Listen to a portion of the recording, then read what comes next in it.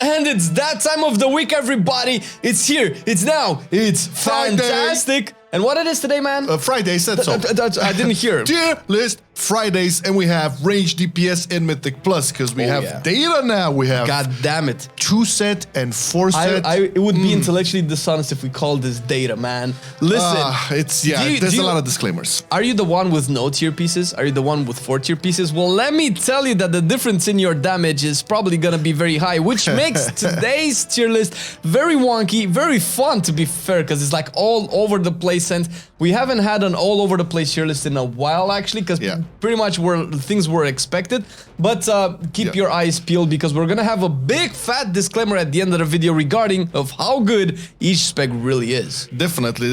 And this is not that video where we're gonna compare to our predictions before 9.2, but we are getting there. It's still everybody chaos. has to have their 4 piece before we can and do double that. Legos as well. So there's still, but truth be told, there are a lot of the data does contain a lot of 2-piece and 4-piece with this, so it's interesting to see. Okay. You know what else is interesting to see, man? Or to wear. Oh my God, we have a new platform. If you haven't checked it out yet, it's merch on TeePublic, man, and it's so cool. There's so many things you can get with the graphical design of MarcelianOnline with Assassino, Criticalando, and the TLF mugs and hoodies and t-shirts and all of the possible merch you can think about. You can get it over there. There's a couple of brand new designs over there representing MarcelianOnline and all the other stuff we kind of do around here. You know, catchphrases and shows and, you know, on cooldowns and all of that, the logo. So if you want to help out in a way and get yourself some nice swag, check the link in the description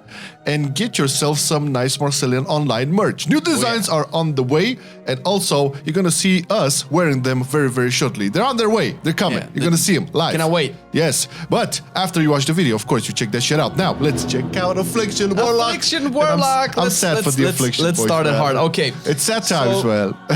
Affliction is not necessarily bad, and no, it's not. I think the overall meta, if you have been paying attention to anybody playing Warlock at any point in time during this week, you would have heard that Demonology gets a huge buff in tier set, which kind of puts all of the other Warlock specs down below, and this is only relevant because we have to place Affliction, unfortunately, into kind of like a D tier. Yeah, it's not that it's a bad spec, or it's that it's performing poorly. No, I mean the biggest key, or how many keys is it behind Demo? Like 2 keys, I think it's maybe? about behind Demo it's a lot, but behind like everybody else, it's like 1 or 2 keys. I think there are some Afflictions that are clearing 20s and higher. However, the difference between Affliction and Demo and Destro as well is so big that most Warlocks just decide to just play the other 2 specs instead of actually playing Affliction, which puts it even worse down than it probably is. So Affliction is probably way better than D tier, but we're putting it here to send a message. Yeah. There's probably we're gonna see probably a couple of nerfs in the in the following weeks for sure, because there's a lot of issues and discrepancies between performances when it comes to the tier set powers. Okay, moving along to Arcane Mage. Arcane Mage, it's kind of there. It's basically somewhere in the middle of the pack. Again, I know I saw one specific group that had an Arcane Mage with a 2-piece, which was performing really good. I think it was better than 23s and stuff. Yeah, so I think the highest keys that we've been able to see cleared on record as of recording this video is 24s. There might be a 25 that I must have missed, but it's mostly plus 24s. And Arcane has cleared 23. And with it clearing 23, Arcane is kind of around B tier. Middle of the pack. So that's what that means, right? So the specs are so close to each other that we could either all put them into the same tier, but that would just be boring, right? So we're actually very adamantly looking at very small differences. We looked at Warcraft logs, Radar.io, subcreation, all the places, everything that we can to like find the difference and justify using more than just 2 tier. Yeah, I mean, we could have went to the damage, purely just damage numbers and made that, but it wouldn't be fair in that sense. We could have went through like what was the highest keys, the spell, the scores. There's a bunch of, you know, factors that could put it in, but basically now we're kind of looking at, okay, where are like the biggest keys and the lowest keys? You're going to see the differences aren't that many. So that being said, Beastmaster Hunter. Another great performer, I would say. Beastmaster is another weird spec because I've seen a couple of Beastmastery Hunters doing like super high keys. Like there were like 3 or 4 of them. I think those are the ones that have the 4-piece, and the rest were just doing like average keys, which is okay.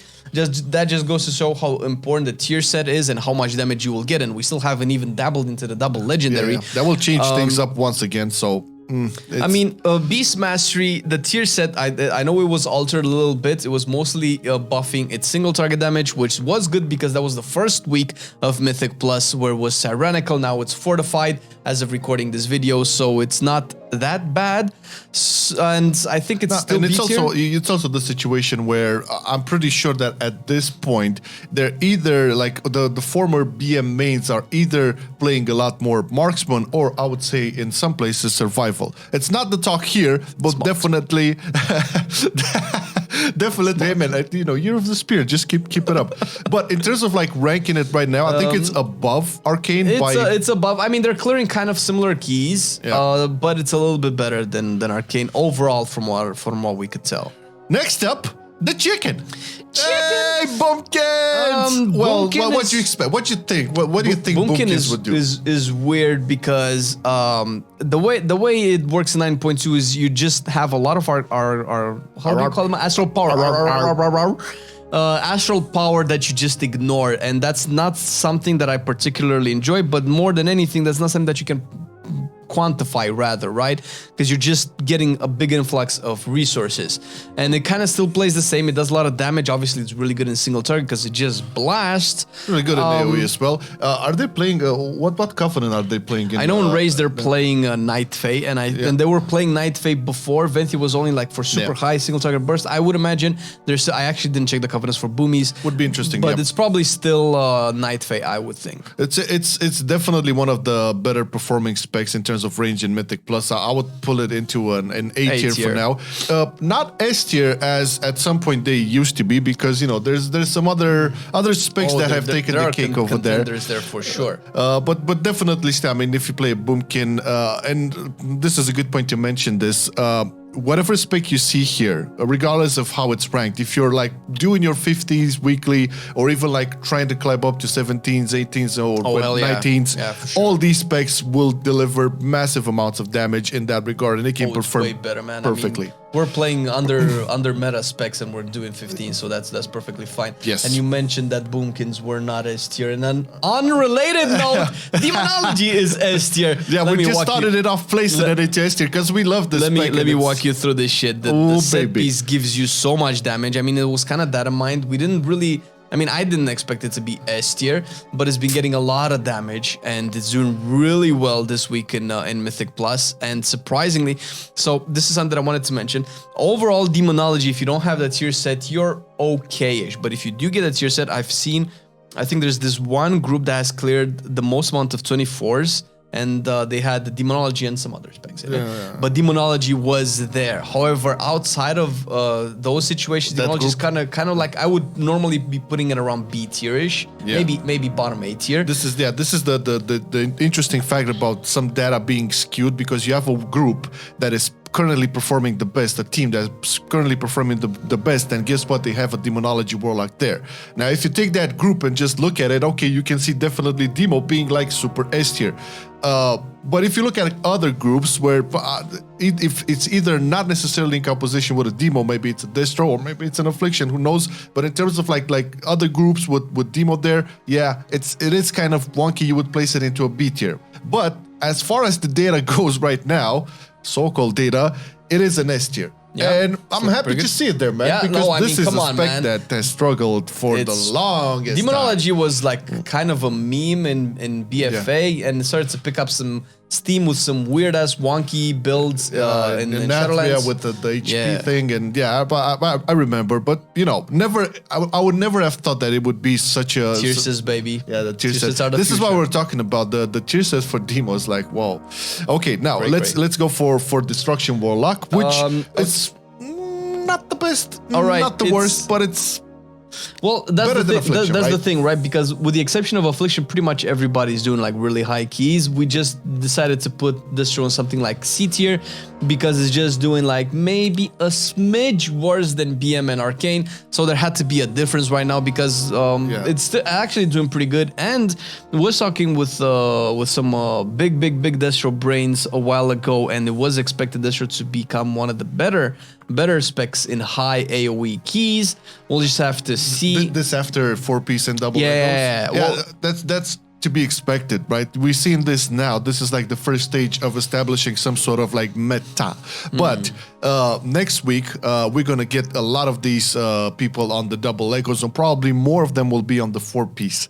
And things will definitely change because this is what the plan is. We're kind of going to go back and forth with melees in range in Mythic Plus and raids just to see how the format changes, because it's never happened before when we did TLFs where, basically on a week-by-week basis, we can see a shift swaps around so much. Man, it would be so funny if next week when we get double legendaries, keys just jump like 4 more levels. In the first month of the patch, we're doing like plus 30s. Well, people are doing plus 30s.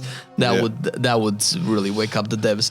But let's take a look at Elemental Shaman now. Another spec that we've kind of like thought was going to be really up there, and it is. It actually is. It's doing plus 23s, but which is crazy. This is so weird and hard because we have to like fill in all of these spots, and it makes us sound like, okay, we need to give everybody a cookie because everybody deserves it, but we have to rank them somewhere, right, to fill in the spots. It's the same old thing, like a handful of elementals with probably decent luck on the tier piece, and obviously really good players have been killing it in keys right now, but overall, Elemental is still really good. We decided to put it around the B tier. Better than Arcane, right? Yeah. It's. I mean, you could probably interswap those three as much as you like, and they would still be accurate. There's still factors to play in, like, what dungeon, what affix, what group composition, and depending on that, Arcane can be better or BM can be worse, or So this one is really, really hard to pinpoint. So do take this with a grain of salt. Next up, Fire Mage. And I believe we looked at Fire Mage last week, not last week, 2 weeks ago in raids, and it was number 1. We ranked it pretty low. People were really upset about that. Plus, I think we used one of the old iterations of the tier set when we did that. However, now... now, my friends, this is... That's kind of how it is. A tier. Now, the thing is, you would see some keys being done higher than Boomkins would do. Same goes for Boomkins versus Frost Fire Mage. This is the thing, right? Overall, I would say that except from Affliction, all of these specs could be distributed into S and A tier, maybe B tier as well. But in terms of like, what was the biggest key of Fire Mage did? Was way up there as well. The thing is, because when you look at the top time keys, you would see a Frost Mage, and then a weird. It was hard to put it out, but a weird Fire Mage split in between those Frost Mages. Like, oh, I just got bored of playing so much Frost. I'm playing Fire, and oops, I'm still doing high keys. So it's pretty. I think 23 at the very least. I think it might have been a 24 as well, but don't quote me on that one right now. Probably by the time you guys watch this, there's been at least a 24 key done by a Fire Mage. So it is possible. And I have a strong feeling that one of the biggest reasons why Fire is doing so much better than we expected is because of the Relic. With the cooldown reduction, I feel like you'll just get combust after combust after combust. That actually sounds like it could be a lot of fun, because for the longest time, I actually didn't like the playstyle, and I still conceptually I don't like Fire. But if you get combustion like every, I don't know, 30, 40 seconds, I don't know how often they do get it. But if that's how it's going to be, like, let's say in a couple of weeks' time, when you can like... That shit is fun, man. That would be fun. I mean, it's different than being a 2 minute, right? 2 minutes to like 30, 40 seconds. That's way different. Yeah, definitely. That's definitely like almost every pack. The thing about Fire, it also has to compete with the Frost Mage. Yeah, this is what you see on every platform. It's good, man. It's good. Frost Mage, as predicted, and as we saw, like the rise of it in 9.1 and 9.1.5, Frost Mage right now is kind of the best, I would say. It's king. It's hard to see which one of the two, Demo or Frost, is better. Likely Frost is more consistent. We'll have to see exactly. I don't know how long it will take until we come back to Mythic Plus range, maybe like a month or so. But 2 weeks, I would say. 2 weeks? Well, there you go. It's been decided. No, because this is what it is, right? We have to check out again once we get everybody with double Legos and 4-piece. Because that'll be very interesting. This is, you know, the intermission. You know what I'm saying? But yeah, Frost Mage, apart from, you know, everybody knows why they're so good in terms of like, you know, pushing high keys, especially in those, you know, nasty weeks with necrotics or whatever. The damage profile, the tier set bonuses, they just place it in a place where they are consistent.